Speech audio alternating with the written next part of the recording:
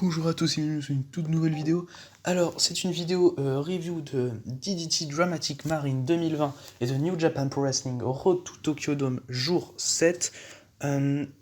C'est donc le dernier jour des Road to Tokyo Dome pour cette année, donc avant Wrestle Kingdom. C'est le dernier show diffusé avant Wrestle Kingdom par New Japan Pro Wrestling, tandis que DDT Dramatic Marine, c'est un show, c'est un peu un house show avant la finale du Dio Grand Prix, qui se déroulera donc le 27 décembre. Et on va donc commencer avec New Japan Pro Wrestling Road to Tokyo Dome 2020, jour 7. Et donc on va commencer avec l'opener. L'opener, c'est Master Wato, Ryusuke Taguchi et Tiger Mask qui ont battu Gabriel Kidd, Yota Tsuji et Yuya Uemura. Ça a duré 9 minutes. J'ai trouvé ça cool. C'est le deuxième match de Tiger Mask depuis son retour. Franchement, ça allait. C'était de la bonne action, un bon opener. J'ai apprécié ce qui se passait dans le ring, j'ai mis 3. Uemura fait une très bonne performance. C'est Master Wato qui pin, donc à la fin c'est Master Wato qui a la victoire. Je trouve ça très cool vu que c'est le meilleur des trois de toute façon. Enfin, avec le plus grand respect que j'ai pour Tiger Mask, que je parle en ce moment évidemment. Dans le match, en tout cas, c'est Master Wato qui a montré le mieux de lui. Voilà, c'est ça que je voulais dire. Mais en tout cas, c'était cool, bon opener, 3 étoiles. C'est mon troisième match préféré du show. Ça bougeait bien. Taguchi a pas été naze comme d'habitude. Enfin, voilà, les Young Lions ont fait une bonne performance. On passe ensuite à Sanada, Hiromu Takahashi et Shingo Takagi contre Evil, Dick Togo et Taiji Ishimori dans un 6-man tag team match. Ça a duré 8 minutes et c'est une victoire de Los Ingobernables de Japón. Franchement, j'ai trouvé que ça allait. J'ai mis 2,5 la moyenne parce qu'il y a eu des très bons échanges avec Shingo, avec Evil. Les trucs Sanada, Evil, je peux pas supporter. Enfin voilà, c'est pas. Il y a des choses vraiment pas bien, il y a des choses. Franchement, ça va. Donc, voilà, il y a un peu de tricherie avec Dick Togo, comme d'habitude, ça me saoule un peu. C'est la hit du BC habituelle, c'est chiant. Mais l'in-ring, ça va. T'as Takahashi, Ishimori, ils ont des bons échanges. Hiromu fait une bonne performance, mais Sanada est nul, enfin comme d'habitude. Mais il n'a pas été aussi nul que certaines fois, donc ça allait, j'arrive à 2,5. Et donc victoire des Los Ingobernables de Japón. Et à mon avis, ça montre qu'on aura vraiment Hiromu contre Taiji Ishimori pour le titre junior au deuxième jour de Wrestle Kingdom. On passe maintenant au seul match de championnat qu'on avait dans toute la road to Tokyo Dome, au seul match de championnat qu'on a dans le show. C'est le dernier match de championnat de 2020 et c'est le King of Pro Wrestling qui était défendu par Toru Yano contre Bad Luck Fale dans un match où il y avait deux manières de gagner. Soit on faisait un body slam sur l'adversaire, on gagnait le match, ou soit on retirait le dernier corner pad du ring. En fait, on devait retirer les 4 corner pads et celui qui retirait le dernier gagnait. Ça a duré 6 minutes et Toru Yano a gagné en faisant un gros body slam sur Bad Luck Fale. Il lui fait un low blow, il le contre, une belle séquence. J'ai mis 3,25. La fin est cool, franchement, tout est cool. Il y a des bonnes séquences. Yano, il est drôle. Je veux dire, c'est le match body slam. Je pense que c'est la meilleure chose qu'ils auraient pu faire entre Yano et Fale, vu qu'un match de 4, j'aurais pas aimé. Vu le work rate de Fale, là, Fale a été drôle, ça allait. Je veux dire, j'ai bien apprécié le match. Le problème, c'est Chase Owens, il se fait complètement décrédibiliser. Chase Owens, il se prend un coup de coussin, il est out, il sort du ring, il scelle comme un porc, alors qu'il s'est juste pris un coup de coussin, quoi. Je veux dire, pauvre Chase Owens. Mais Yano et Fale ont fait une rencontre assez drôle. J'ai mis 3,25, ça dure que 6 minutes. J'aurais même peut-être voulu en voir plus, vu que les tentatives de body slam, c'était toujours assez drôle à voir. En tout cas, entre les deux hommes, et Toru Yano conserve donc le King of Pro Wrestling. On passe maintenant au quatrième match du show. Le Bullet Club, Jay White et Kenta ont battu Satoshi Kojima et Toa Henare, ça a duré 13 minutes. Le match est bien cool, ça bouge bien, ça bouge vite. J'ai mis 3. Kojima et Kenta ont des bons face-off d'ailleurs, vu que Juice Robinson est retiré de la carte de Wrestle Kingdom. Je pense que ce sera Satoshi Kojima qui challengera Kenta pour le titre, pour la mallette, pardon, pour défier John Moxley pour le titre IWGP US. Mais du coup, de toute façon, Kojima contre Kenta, c'est un match qui me hype bien. Ça peut être très cool, ils ont eu des bons échanges. J'adore le finish avec White qui pin Henare, où White, il a l'air super fort pour aller affronter soit Naito, soit Ibushi à Wrestle Kingdom 15, donc. Ça, je trouve ça très bien de le faire gagner ce match. Toa Henare, c'est un mec qui apprend, il est super. Mais en tout cas, moi, j'ai bien aimé le match, j'ai mis 3 étoiles, ça allait, c'était pas non plus ouf, mais franchement, ça faisait bien le taf. On passe maintenant à l'avant-dernier match du show, The Empire, Will Ospreay, Great-O-Khan, Jeff Cobb contre Hiroshi Tanahashi, Tomoaki Honma et Kazuchika Okada. C'est une victoire de The Empire.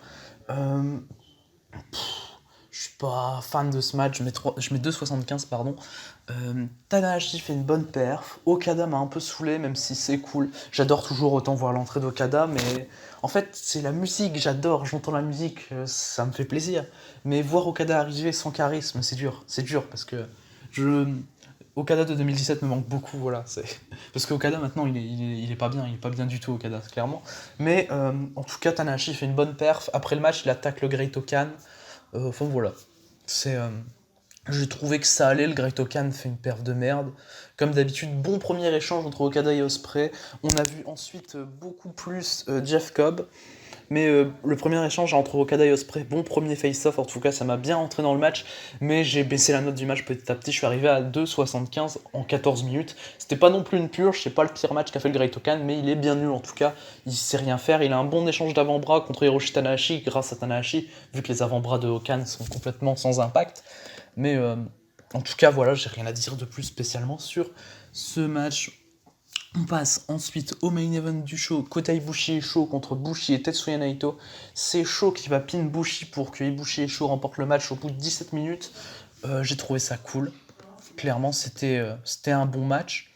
J'ai mis 3,5, j'ai trouvé ça correct, fluide. Et des bons face-off entre Naito et Ibushi, en tout cas, c'était grave plaisant à voir. Franchement, il y a eu du bon catch, à un moment un super contre du Tornado de Naito de la part de Sho. J'ai trouvé qu'il a contré superbement bien. C'était magnifique. Naito, quand il catch, en fait, on dirait que les autres sont vraiment des stars. Et ça, j'adore ça avec lui. Et Sho, là, j'avais l'impression que le match, il allait plus haut, quoi. C'était que Sho, il est passé à un level supérieur grâce à ce match. Certes, c'est un match tag en road to, je veux dire, c'est un match pas important, mais waouh! Naito, il a fait briller Sho comme jamais, j'ai trouvé ça super, je mets 3,5, c'est grâce à ça notamment. C'est Naito et Sho, ils ont été super, et Bushi, il est super, comme d'habitude, Bushi fait une très bonne perf, et j'arrive à me dire que c'est le meilleur match du show en tout cas. C'était très correct à voir en tout cas. Et du coup, c'est la fin du show New Japan Pro Wrestling Road to Tokyo Dome jour 7, le dernier show diffusé donc de Road to Tokyo Dome, comme je l'ai dit tout à l'heure. C'est un show bien cool. Il y a deux choses à voir pour moi. C'est le main event avec Ibushi et Sho contre Naito et Bushi, et puis le Yano contre Bad Luck Fale que j'ai trouvé cool également. Pour moi, c'est les deux seuls matchs qu'il faut voir en tout cas. Et on va passer maintenant au show DDT Dramatic Marine 2020. C'est un show qui s'est déroulé le 20 décembre et qui a été diffusé le 23. C'est un show, c'est pas le dernier show avant la finale du Dio, mais en tout cas j'ai trouvé ça très correct. C'est le dernier show, c'est le show avec Atsushi Onita, là, c'est leur connerie de Noël un peu à Tititi, mais voilà, on va donc commencer la review du show DDT Dramatic Marine 2020 avec Mao contre Keigo Nakamura. Ça a duré 10 minutes, je trouve le match super cool, je mets 3,5, bons échanges. C'est pas spécialement de la grosse comédie comme on peut voir d'habitude avec Nakamura, mais il y a des super moves entre les deux. J'ai adoré certains nearfalls de la part de Mao notamment. Nakamura, il a également un bon nearfall juste avant le finish, et Mao, la prise qu'il utilise pour finir les matchs, elle est superbe. J'adore la prise de Mao. J'ai bien adoré en tout cas ce qu'il a fait. Pour moi, j'arrive à 3,5, c'est clairement du très bon catch avec des bons spots. Clairement, c'était bien super en tout cas. Du coup, enfin voilà, 3,5. En soi, quand je réfléchis, c'est mon deuxième match préféré du show. Ouais, c'est mon deuxième match préféré du show, Mao contre Keigo. J'ai trouvé ça super et je le recommande en tout cas. On passe maintenant au deuxième match du show. Et le deuxième match, c'était Kazuki Hirata contre Antonio Honda contre Danshoku Dino dans un freeway match. Alors déjà, je les ai vus arriver, je me suis dit putain, c'est pas possible, ils vont faire un freeway entre les trois mecs les plus comédies de chez DDT, ils l'ont fait, les cons. Je me suis dit ah putain, qu'est-ce qu'ils vont faire encore. Finalement, j'ai mis 3, j'ai trouvé ça super drôle, j'ai adoré. Ces trois mecs-là sont hyper drôles. Kazuki Hirata, c'est mon comédie wrestler préféré au monde. Je veux dire. Les trois mecs sont géniaux, il y a des spots géniaux. Les spots avec Antonio Honda dans le Chokudino à la fin, je trouve ça super. Enfin voilà. Et on a une victoire finale de Kazuki Hirata, j'ai trouvé ça très cool. La fin est très bien bookée. Kazuki Hirata fait le pin sur Antonio Honda finalement. C'était vraiment DDT sur 20, c'était ultra comédie, c'était Il faut voir si vous aimez la comédie de Gucci. Moi j'ai mis 3, j'ai bien aimé, j'ai passé un bon moment, j'ai bien ri. Déjà j'ai vu les 3 mecs arriver sur le ring, j'ai rigolé parce que je savais que ce serait complètement con, mais complètement con dans le bon sens du terme en tout cas. Voilà, victoire de Kazuki Hirata. On passe maintenant à Akito Chris Brooks et Yukio Naya contre Kazusada Higuchi, Saki Akai et Yukio Sakaguchi. C'est une victoire d'Eruption. Je trouve le match très bien. J'ai mis 3,5. C'est super bien. Franchement, c'est le match à voir pour moi dans le show. Ça combine bien, des bons enchaînements. Les atemi de Higuchi sont géniaux, les kicks de Sakaguchi sont géniaux. La bonne opposition en face avec Chris Brooks, Akito qui sont super. Même Yukio Naya, je trouve qu'il avait beaucoup d'impact dans ce match. J'ai bien aimé sa performance. Tout le monde a bien brillé. Il y a Saki Akai, malheureusement, qu'on voit un peu moins. J'aime beaucoup Saki Akai. Mais franchement, ça reste très très cool à voir. Bon catch, voilà. Bon catch, meilleur match du show. Et les champions tag, Higuchi et Sakaguchi, restent forts. Voilà. Je suis content, voilà, les champions gagnent. Et techniquement, il n'y a pas spécialement rien à builder avec Brooks et Naya en équipe. Donc, sachant qu'Akito est déjà champion Six-Man, hein, je le précise, avec Kazuki Hirata et Shota.